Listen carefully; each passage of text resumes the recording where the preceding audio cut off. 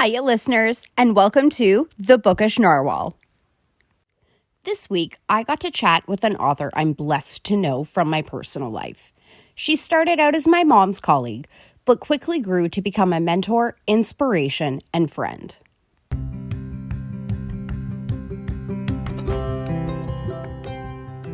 Beginning over 60 years ago with One Mother's Dream, Linen Chest has remained a family-owned, proudly Canadian business with over 35 locations across Canada.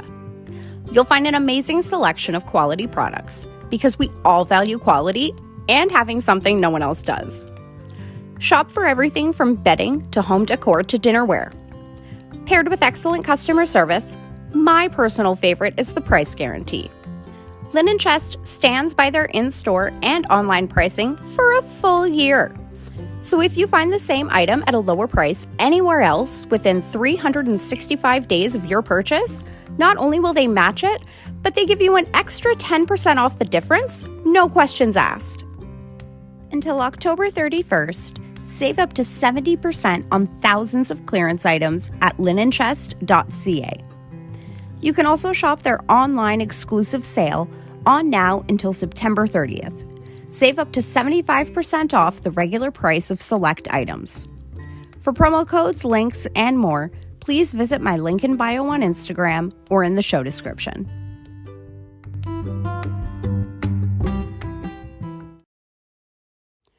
Tu Vuong's debut collection of poems called Coming Home is autobiographical and oh so moving.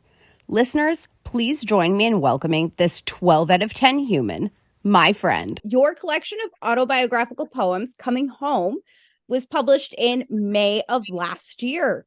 So how has the journey been for you since it's been put out there in the world? Oh my goodness, that's a huge question to start with. But I guess over the past year, I think I would say the last 6 months, I've been able to enjoy it a lot more in terms of just kind of relishing it. And I think the most energizing aspect was being able to do some author meets, like virtual author meets within the classroom. And just seeing how readers from the target audience is, I mean, it could be for anyone, but in terms of an education lens, it was more for like middle school to high school. Not that younger children wouldn't understand the concepts. I mean, those themes are pretty universal, but it was really interesting to zoom into classrooms and get different perspectives from students. I mean, educators as well, but it was really neat to get the student perspective on it in terms of like immigration, identity, refugee, all those major themes. I think the first 6 months of it was so surreal once it was published, and it was such a personal. I mean, it's a personal story, and also a balance between how much I wanted to share, but also respecting my family's boundaries as well. So yeah, it was, it wasn't like 100%.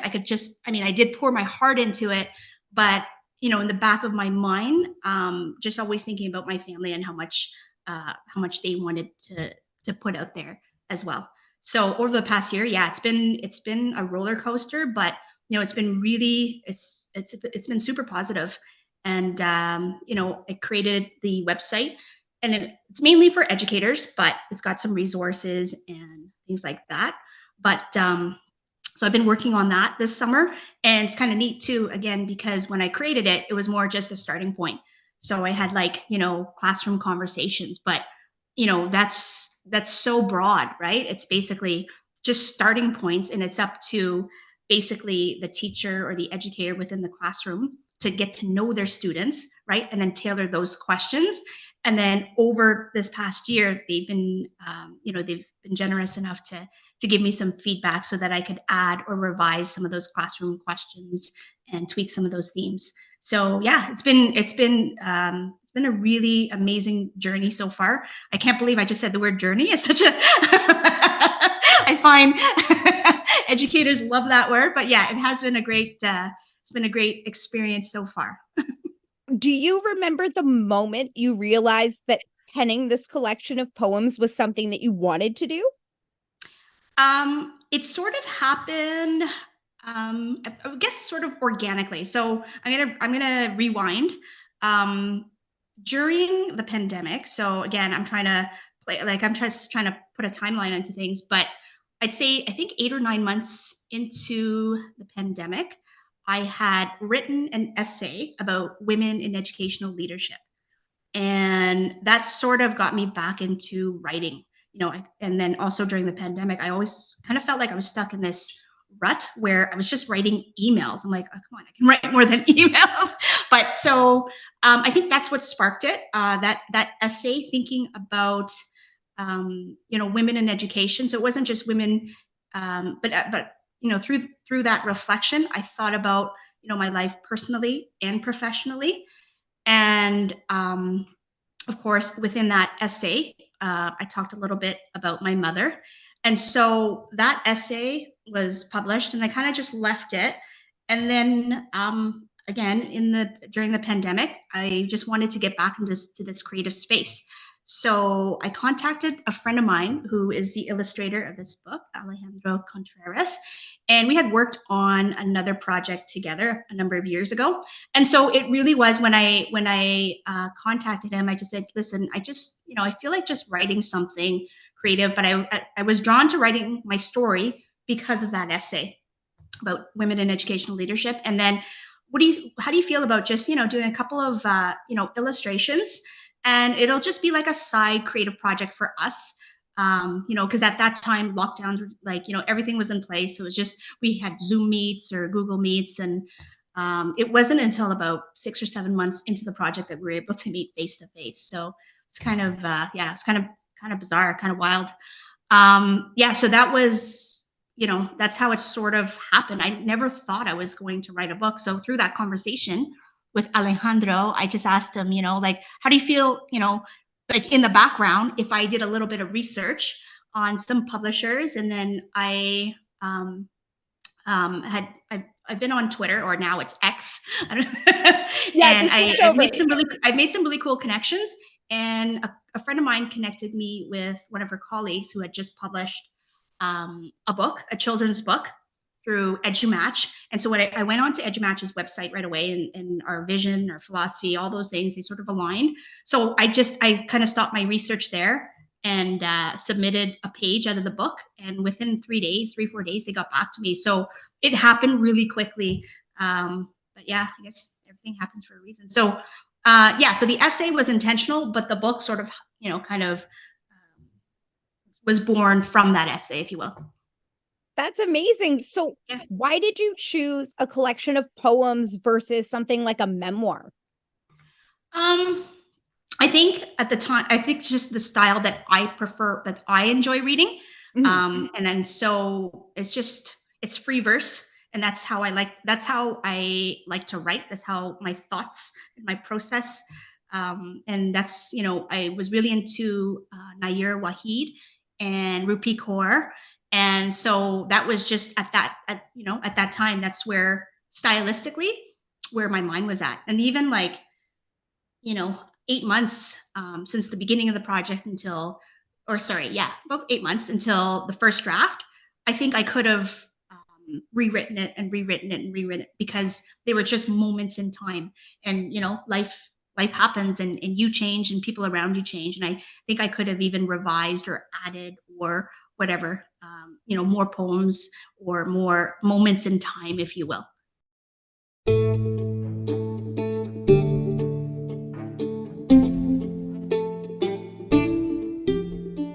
Chances are, if you're listening to this podcast, you probably enjoy reading. So tell me, do you want to indulge in unlimited ebooks and audiobooks for less? Try Kobo Plus today. I use Kobo Plus Read, but there are 2 other subscription options available for you audiobook lovers. Each plan comes with a 30-day free trial for new subscribers and gives you access to over 1.3 million ebooks and over 10,000 audiobooks. It's perfect for those of us who find joy in a growing library. You can read on any Kobo e-reader or with the Kobo app, and you can listen with the Kobo app or on select Kobo e-readers. Find links in the episode description to get started on your free trial, or send me a message to find out more.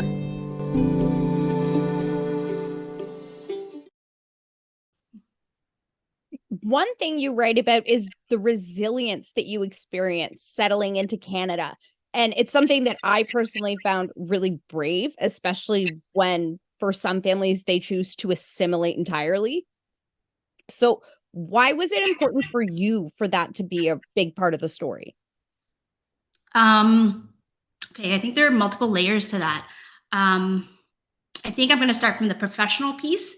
Is when I started teaching, so my first year, they had a program within our board called NTIP, which is the New Teachers Induction Program. Anyway, so there was, mentorship and networking. All that to say, I vividly I remember walking into that boardroom, and it just never really sparked me as maybe as a student. I didn't think about it too much, but as an adult, my first year teaching, walking into this room, and I'm super excited about starting my career. And I just came back from teaching abroad as well, and then I just realized, oh my goodness, I'm the only racialized, or at least visibly educator in this room.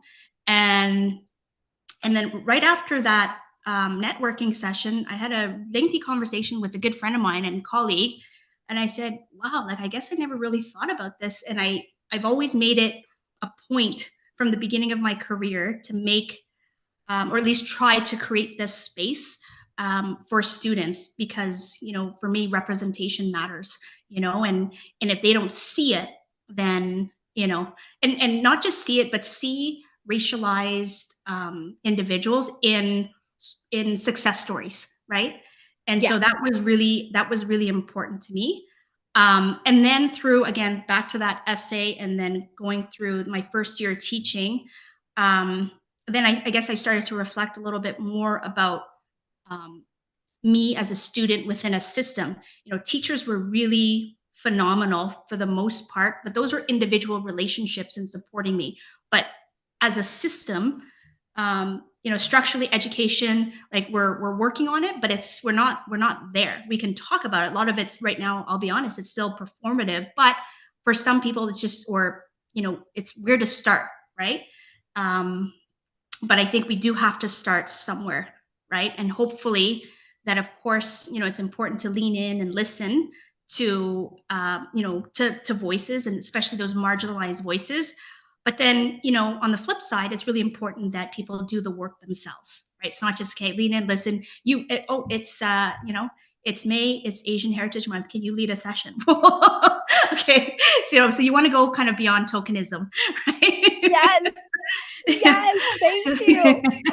so yeah, so for me, yeah. And then so when I was thinking about that, I'm like, yeah, I guess I wasn't, I didn't see myself in the things I was learning at school, or the texts I was reading, or even at the beginning of my career teaching. I'm like, oh my goodness, like, some of the textbooks look like they were from the 80s. And then I'm just like, so it's really important that,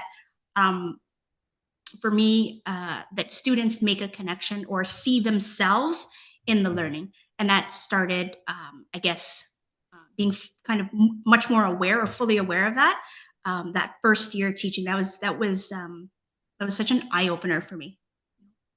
Yeah, I fully agree. Yeah. Representation is so important, especially the visual representation. You know what I mean? It's Mhm. like it's one thing to talk about it, but to actually see it really Yeah. solidifies it.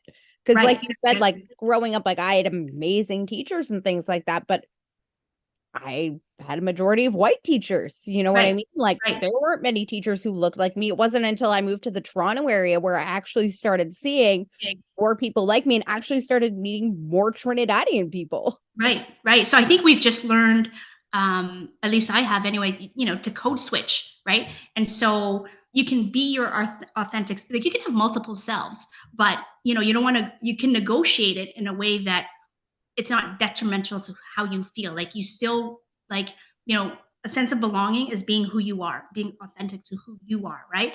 And I think it's really important that, again, this book is my journey, but those themes, it's really interesting to kind of listen to and read about how readers connect with the themes, and you don't have to be an immigrant to connect to those themes, right? Or a newcomer or whatever. So You could be a first generation Canadian and still connect with them. Yeah. Everybody thinks I'm not. Yeah, that's right. Yeah. Is there anything you decided to edit out of the book? I don't think I edited anything out. I'm trying to think. No, to be honest, it was more around the interviews. It was because the time it was released, I think I got a lot of invitations for interviews, including, the CBC, Ottawa Life, and all of that. But I wanted to give my parents the space and time to read the book as well, and actually, gift it to them, because their resilience and their courage and what they sacrifice. It's part of my gratitude, and not gift to them per se. I absolutely appreciate everything they've done, and where I am today. But yeah, it was just a journey for me, but also, yeah, for them as well. So I wanted to give them time to read it, because how the book started, it was never my intention to really get it published or think it would get published. So I was just like, okay, I'm just going to write freely. So, having read the book, you can read each poem individually or read it from beginning to end. It does follow like a sequence, but it's not like a beginning to end story. So I don't think I edited much out. It's just kind of free flow, but those are 30 poems.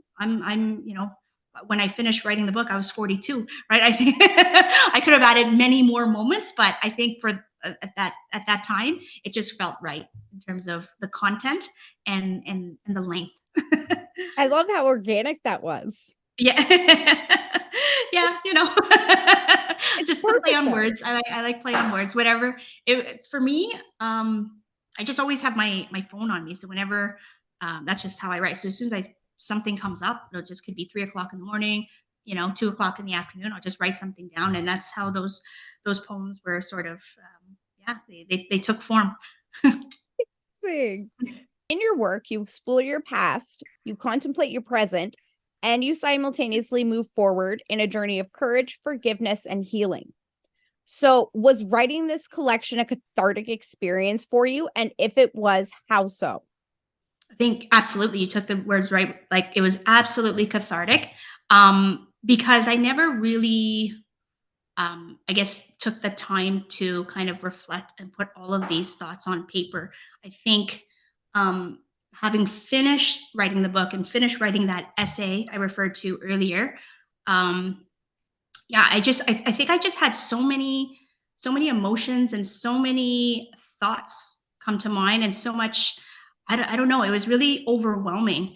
But the healing is, the cultural piece. There's a couple of poems where I reference, so being a teenager is one thing. It's already a tough time, right, for both parents and teenagers. But kind of, living and negotiating those two worlds. I had my home life, which my parents are, which I'm grateful for now, were very traditional and tried to instill, language and maintain that at home.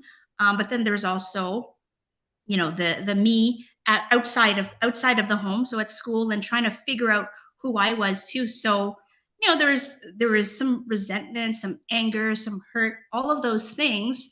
But it took me, it wasn't even just time, like being away. So teaching, overseas, sometimes, things are right in front of you, but because you're right there, you don't appreciate people, you don't see the details, and that's it. Sometimes you have to step away from the situation to actually see the details. And yeah, like I can't pinpoint how it sort of happened, but I think that a big piece was just reflection and writing about it and just putting it down, whether it's out there in a published book or not, but just putting it on paper and actually, reading it out loud and having those conversations with myself. There's a lot of, I've done a lot of inner work to sort of change that exterior narrative, if you will. Right? Yeah. Yeah. Mm-hmm. I love that answer, because me personally, as a reader, as I was reading it, I could really feel like I honestly felt like it was a cathartic experience for you. So I really wanted to ask the question to make sure I was like catching the right vibes from it. No, absolutely. It's all vibes. I was like, am I reading these vibes right, as the kids would say? Try to keep it young and hip. It's time when I realize I'm closer to 40 than 20. I'm like, oh my gosh, If Megan. you have to keep it young and hip, imagine what do I have to do? I'm like, I'm trying so hard. The students keep me young and hip. They're always like, Miss, have you heard of this? I'm like, do I want to know? They keep me on my toes, that's for sure. Yes, he comes home, he's like, you'll never guess what the teen boys are telling me. I was like, the world's changing. 100%.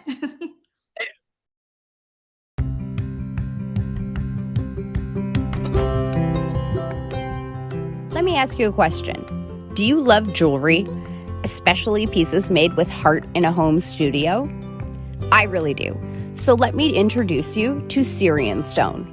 They're a jewelry company located in the beautiful mountain of Pemberton, British Columbia. I first met Siri through a mutual friend in the post office parking lot of said mountain town, and I had just moved to the area with my husband, and Siri was instantly exuding warmth, positive vibes, and really made me feel more at home. This was 3 years after she taught herself some, as she would say, basic silversmithing skills, but basic my behind. Inspired by nature, all Syrian Stone jewelry is made from recycled 925 silver, and only 100% natural gemstones are used. I'm talking about carefully cut and polished semi-precious stones from all around the world. You can also find pieces that are 18 karat gold plated and in a variety of earrings, rings, bracelets, and necklaces. Made for the modern day adventure seeker, these organic designs celebrate imperfect beauty.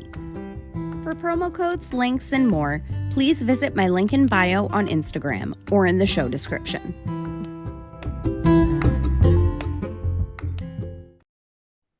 And we're back. Yeah. Oh, and we're back.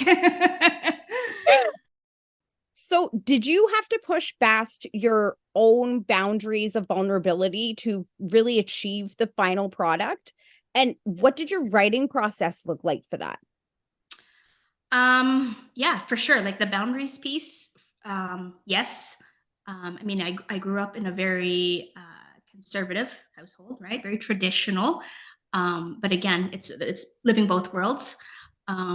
But so I've learned to internalize a lot, right?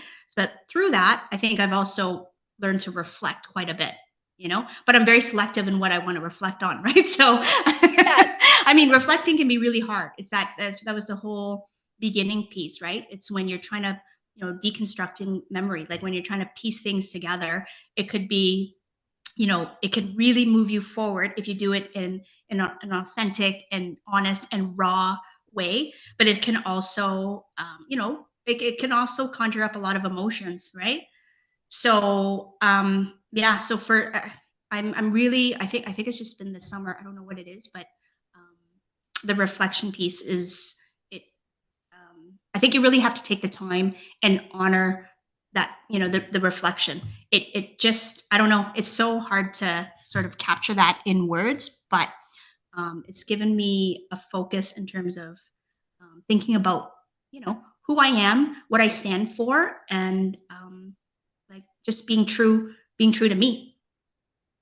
Female authors of minority, and many more have been notoriously underrepresented in the publishing industry since its inception. So what has your experience been like? Because you chose to write under your full name instead of like a pen name or using initials, for example, for your first name. Mm-hmm. Mm-hmm. But I still held back a little bit too. And I just read an article from another author of Dust Child, and she talks about the different the accents, and how in Vietnamese it changes the meaning of different words, right? And so even like one of the poems, I actually write my name the way it's meant to be written, right? And so, but on the cover of the book, I didn't. And I actually only thought about that sort of, I don't know, towards the end, but it was kind of I don't know, I was just trying to think, well, all my life I've spelt my name with just like TU without the accent, right? And so yeah, and that's, I guess I'm a little bit more comfortable with that. But yeah, there's always a piece of you that, or at least piece of me that you know, because you're vulnerable, right? Especially when it's your own journey story. Um, so yeah, I mean, whether you think about it or not, and I think subconsciously, as much as I was reflecting and writing, there is a big piece of me too that was, still had some walls, right? And it was my first book, and maybe my second book, or if there's going to be a second book, it would be a completely different writing experience and what I choose to put out there. But yeah, there's always going to be a piece that you kind of just wonder, should I put that out there, right? And that's just I don't know, fabrication of that's just like maybe nature, nurture, environment, your surroundings. But yeah, for sure.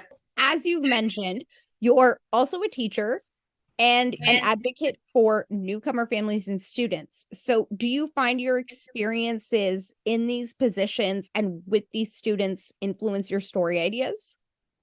Oh, for sure. I mean, there are a couple of poems that reference, why I'm a teacher today, and the content that, and the experiences and the skills and the strengths that the students bring, for sure.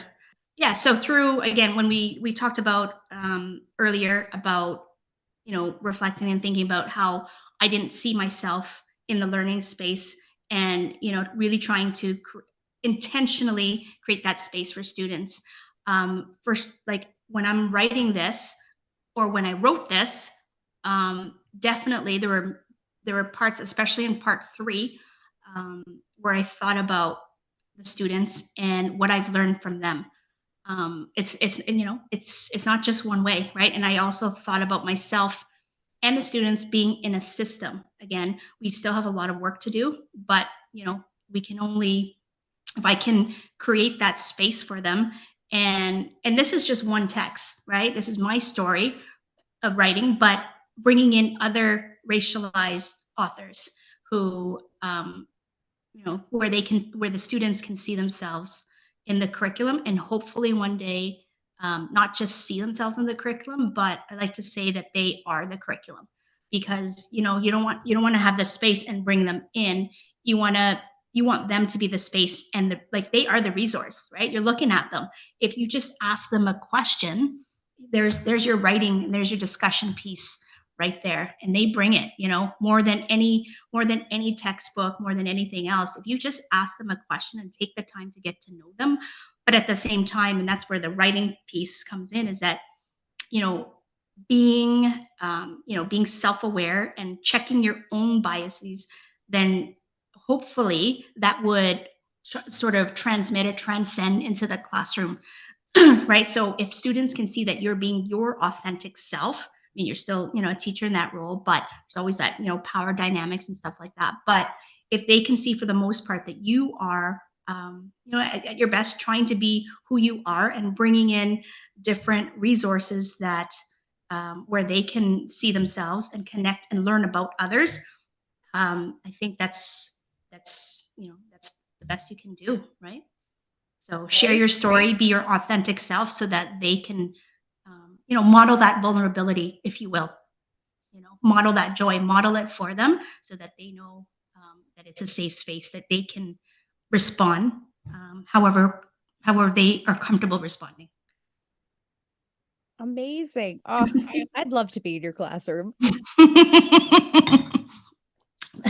What were you like as a student? Oh, very disruptive. Very disruptive.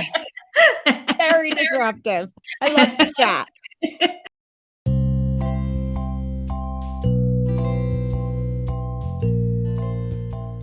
I received the Kobo Libra 2 as a gift from my mom, and it totally changed my reading game. I was getting migraines from too much screen time and needed a solution. The 7-inch HDE ink-carded touchscreen is always glare-free, and Comfort Light Pro's adjustable brightness and blue light reduction tech limits eye strain. It helped enable me to read more by not aggravating my cluster headaches. Score! That isn't even the best part, though. It's fully waterproof, so you can read in the bath or at the beach with ease. It has buttons for when you don't feel like tapping, and you can read in landscape mode or listen to audiobooks. It even holds up to 24,000 ebooks, 150 Kobo audiobooks, or a combination of both. Find links in the episode description to purchase a Kobo of your very own, or send me a message to find out more.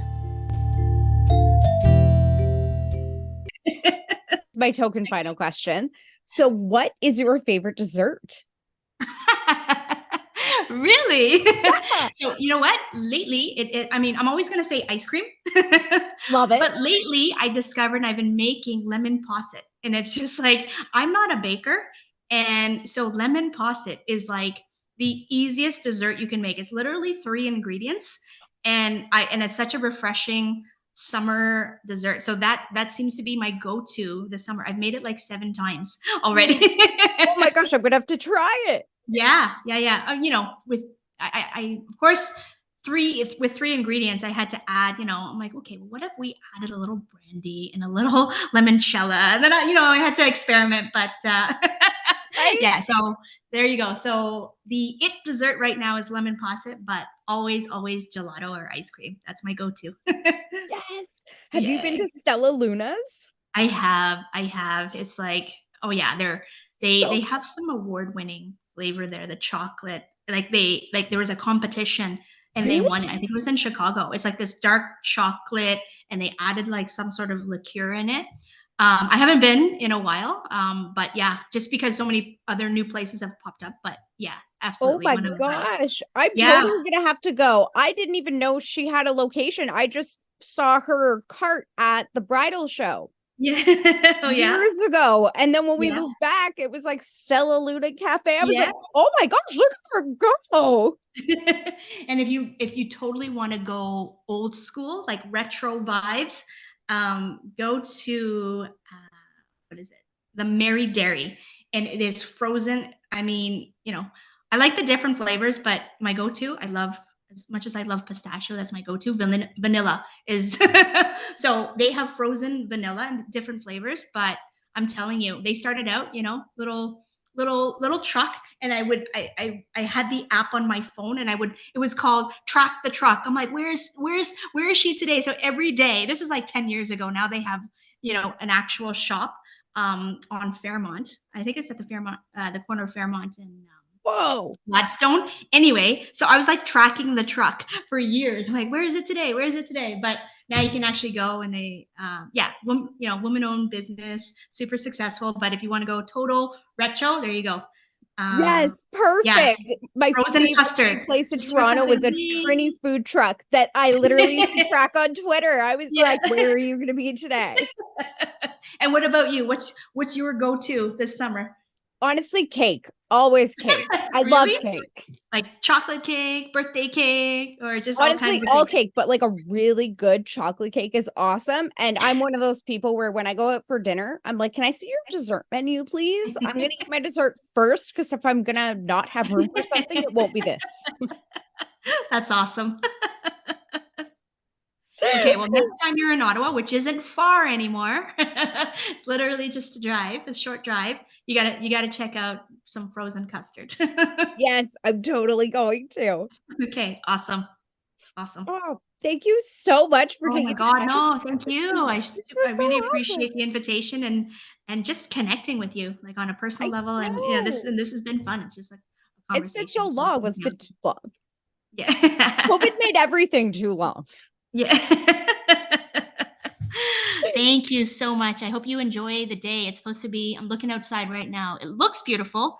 I'm never going to complain about the heat, right? But it looks pretty hot out there right now, but hopefully Oh get my some, gosh, it probably is. I live yeah. just on the Ottawa River, and when the sun was coming up this morning, it was so red. It looked like Yeah. an Armageddon in my Yeah. library. I was like, Yeah. oh, it's gonna be hot today. I better go find some shorts. Yeah, no. It started last night. The sky was just like on fire. It's like, what's going on? But Yes. that must be such a beautiful view to wake up to every morning, Oh, right? it's so What a way nice, to start, what a way to start your day, right? right? And like we have a side where the Dockart Creek comes right by our property. So we put our boats in on the creek and it just opens up into the Ottawa River. It's so nice. That's really nice. That's awesome. That is awesome. My poor husband, though, I started feeding all the wild animals, and now we're a wildlife friendly habitat. They learned Canadian quickly. Wildlife Federation.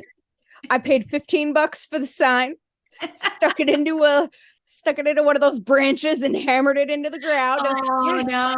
Feed the animals.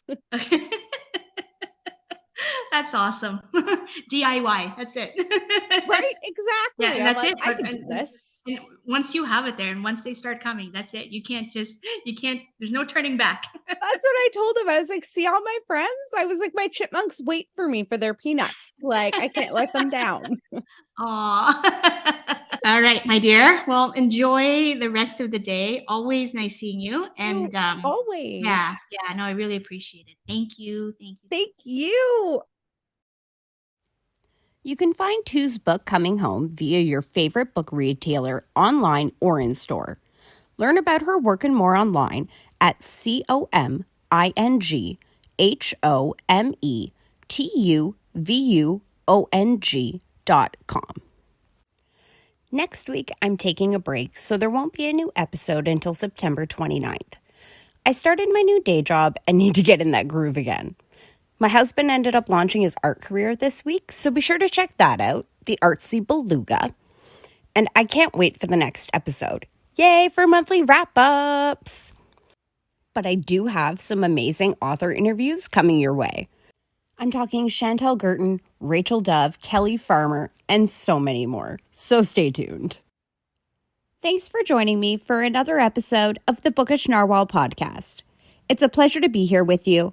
I hope you continue to join me and have a wonderful week.